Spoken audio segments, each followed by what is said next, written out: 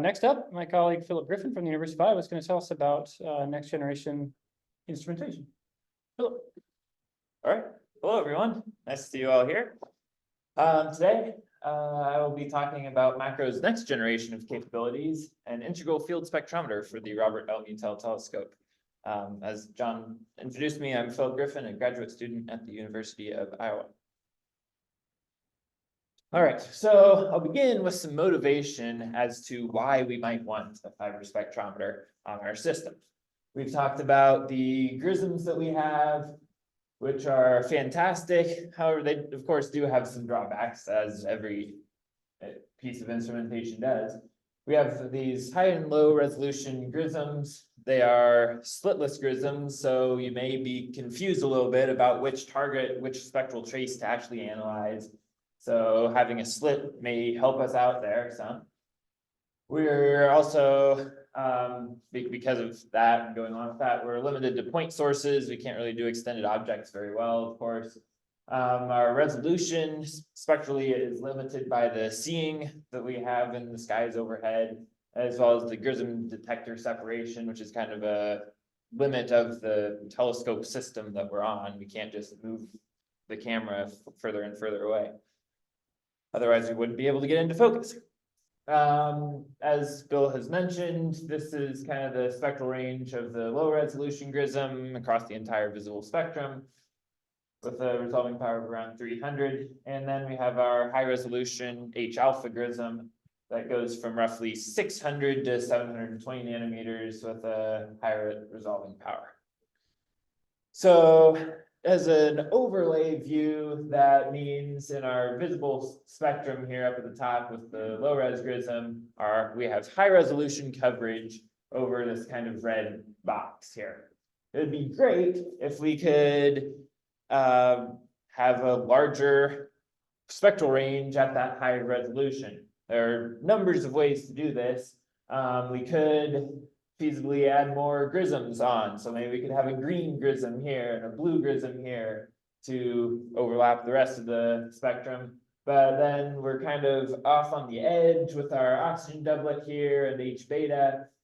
So that may not work particularly well for us. We could imagine, of course, having a grism centered on those lines, but again, then we're missing other parts of the spectrum. So ultimately what we want is a high resolution spectral capability across the entire visible range that we can tune to different parts of the spectrum, so that we can have all the data that we could ever want.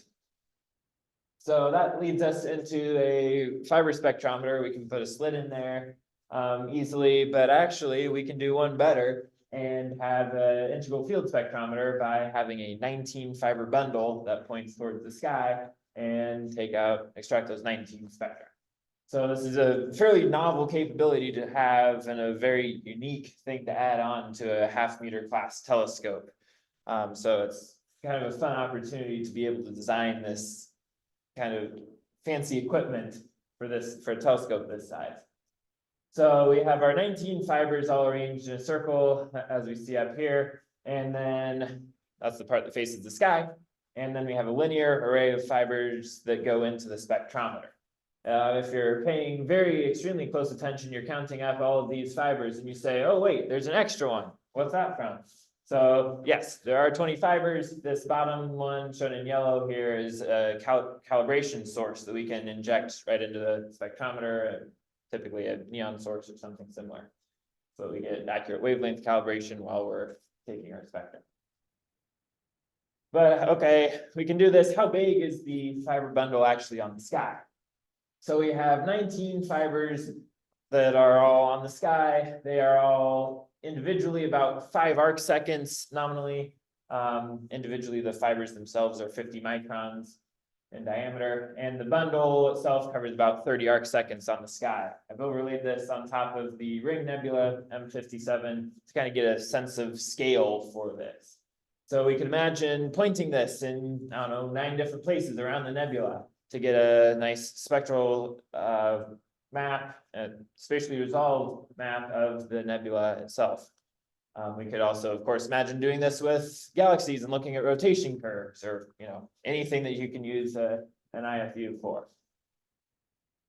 All right, so that's all great if we can do that in theory. Let's talk about some of the design challenges that we've been encountering along the way.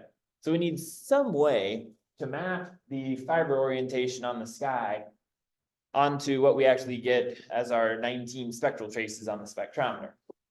This mapping is unfortunately not provided by the manufacturer, so we had to figure out a way to do this ourselves.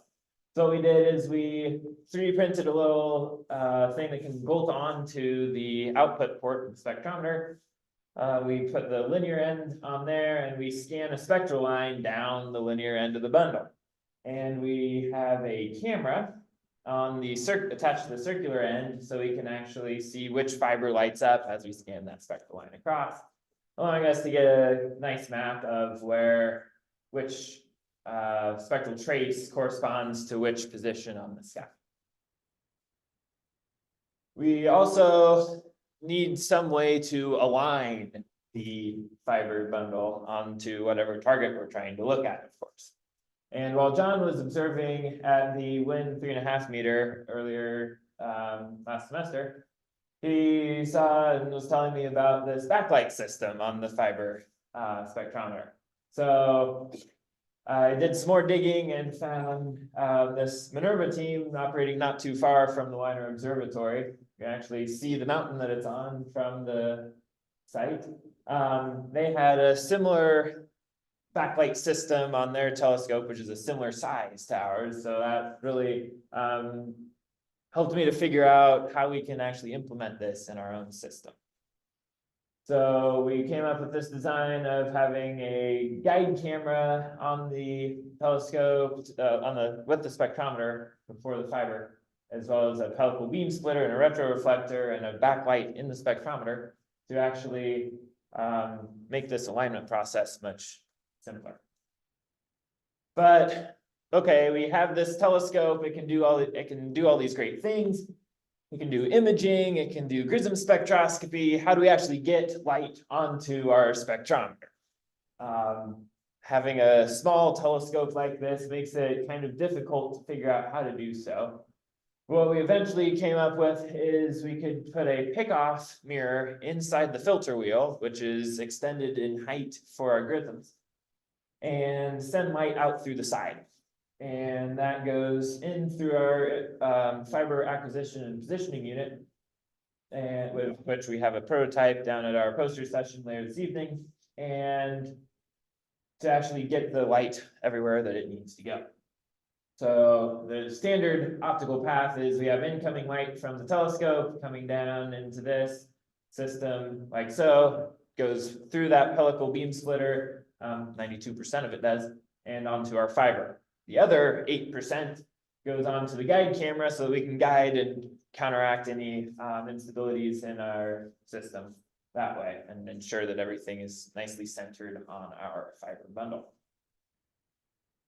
Cool, so we can do this. We've overcome quite a few design challenges and certainly still have more to overcome, but we were at a point a couple of months ago, or a few weeks ago actually, where we could do a sky test.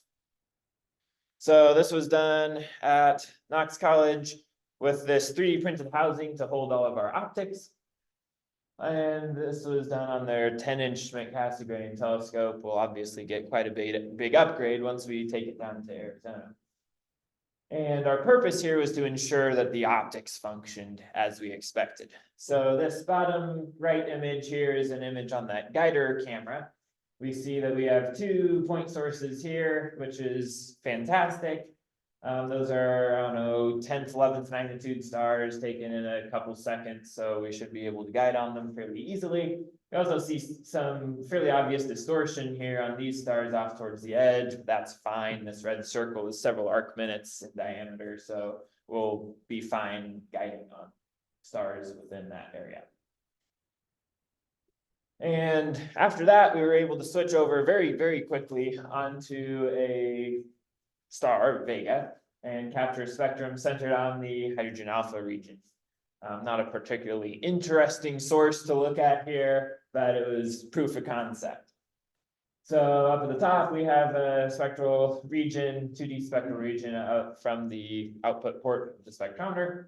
And then I extracted the spectrum to make the plot here. We can bend the images down so that each pixel corresponds to about 0.4 angstroms. So this spectral window here is about 50 nanometers, plus or minus a bit. And this is just 20 images stacked together, each 0.7 seconds. So showing that we're getting reasonable throughput, and we actually were also able to see that our light was all on one individual fiber, which is great news. So lots of work to continue working on, definitely. Much more to do with this entire system before we're ready to install it on the telescope down in Arizona. But we're making good progress, and once we do actually install it, this will greatly expand the capabilities and opportunities for undergraduate classroom learning and research. And at this time, I'll turn it over to Natalie Harburg.